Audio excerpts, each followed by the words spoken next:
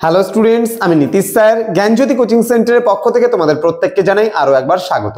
তো স্টুডেন্টস, আজকে আমি তোমাদের সঙ্গে আলোচনা করব এনইপি 4 ইয়ার আন্ডার গ্র্যাজুয়েট প্রোগ্রামের অধীনস্থ যে সমস্ত ছাত্রছাত্রীরা নর্থ বেঙ্গল ইউনিভার্সিটি আন্ডারে 4th সেমিস্টারে পড়াশোনা করছো তাদের কম্পালসরি আজকে এইসি বাংলা নিয়ে আলোচনা করব।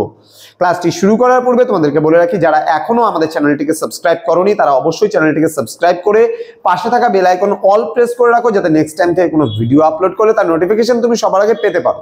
এছাড়া তোমরা যারা ভাবছো যে অনলাইনে আমাদের থেকে নোটস নেবে, ক্লাসেস করবে, তারা অবশ্যই যোগাযোগ করো আমাদের অফিসিয়াল নাম্বার 7076398606 এবং 6295916282 নম্বরে।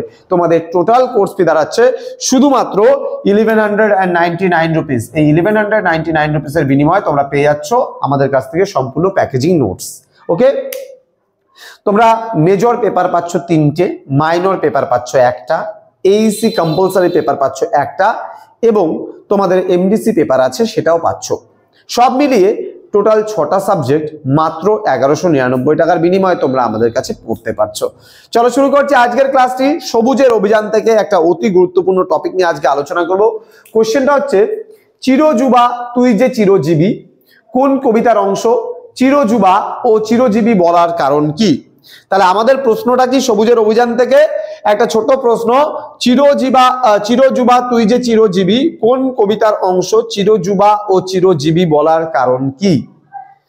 অর্থাৎ কবিগুরু রবীন্দ্রনাথ ঠাকুর বা বিশ্বকবি রবীন্দ্রনাথ ঠাকুরের রচিত সবুজের অভিযান কবিতার অংশ কিন্তু প্রশ্নোদ্ধৃত উক্তিটি। এবার এখানে চিরযুবা ও চিরজীবী বলার কারণটা কি বলে দিচ্ছি। সবুজের অভিযান কবিতায় কবি রবীন্দ্রনাথ ঠাকুর কিন্তু যৌবনের বন্দনা তিনি করেছেন, অর্থাৎ যে যুব সম্প্রদায় তাদের বন্দনা তিনি করেছেন। তিনি মূলত নবীন বা তরুণ প্রাণ শক্তিকে কিন্তু চিরযুবা বা চিরজীবী বলে কিন্তু অভিহিত করেছেন।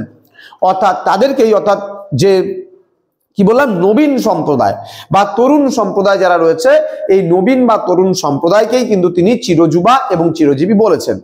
তরুণরা তাদের অফুরন্ত প্রাণশক্তির মধ্যে দিয়ে কিন্তু প্রবীণদের গতিহীন সংস্কারাচ্ছন্ন ধ্যান ধারণাকে কিন্তু সরিয়ে সেখানে আধুনিক এবং প্রগতিশীল চিন্তাধারাকে প্রতিষ্ঠিত করতে পারবে বলে কবি মনে করেছেন। অর্থাৎ তাদের কর্মের দ্বারা, তরুণ সম্প্রদায় তাদের কর্মের দ্বারা, তাদের প্রচেষ্টার দ্বারা, তাদের কর্ম উদ্দীপনার দ্বারা প্রবীণদের যে মন্থর গতিপথ, সেই গতিপথকে সরিয়ে তারা কিন্তু অগ্রগতির দিকে তারা নিজেদের জীবনটাকে কিন্তু নিয়ে যেতে পারবে এবং তার সাথে সাথে সমাজকে একটা ভালো জায়গায় নিয়ে যেতেও কিন্তু এই চিরযুবা বা চিরজীবী কিন্তু অনেকটাই কার্যকরী ভূমিকা পালন করবে, তাই না?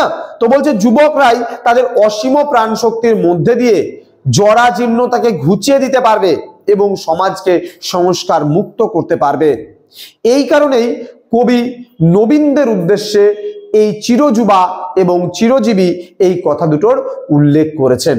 তো একদম ছোট্ট একটা প্রশ্ন নিয়ে আজকের এই ক্লাসটিতে আলোচনা করা হলো এইসি বেঙ্গলি, এবং আমি তোমাদেরকে বলেছি আমি কন্টিনিউ ধাপে ধাপে তোমাদের বিভিন্ন বিষয়গুলো নিয়ে কিন্তু আমি আলোচনা করব।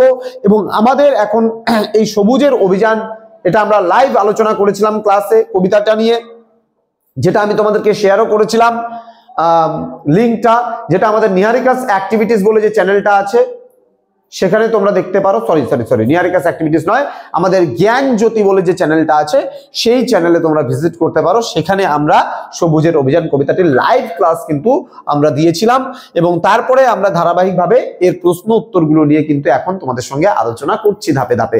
আজকে সবেমাত্র প্রথম ক্লাস ছিল, যার জন্য ছোট্ট একটা প্রশ্নের উত্তর নিয়ে আলোচনা করলাম। নেক্সট ক্লাস থেকে কিন্তু আমি আরো প্রশ্নের উত্তর নিয়ে তোমাদের সঙ্গে আলোচনা করব এবং দেখবে রেগুলারলি ক্লাসগুলো করলে তোমাদের পরীক্ষা কিন্তু খুব ভালো হবে। তো স্টুডেন্টস, তোমাদের সঙ্গে দেখা হচ্ছে খুব তাড়াতাড়ি পরবর্তী একটা নতুন ক্লাস নিয়ে।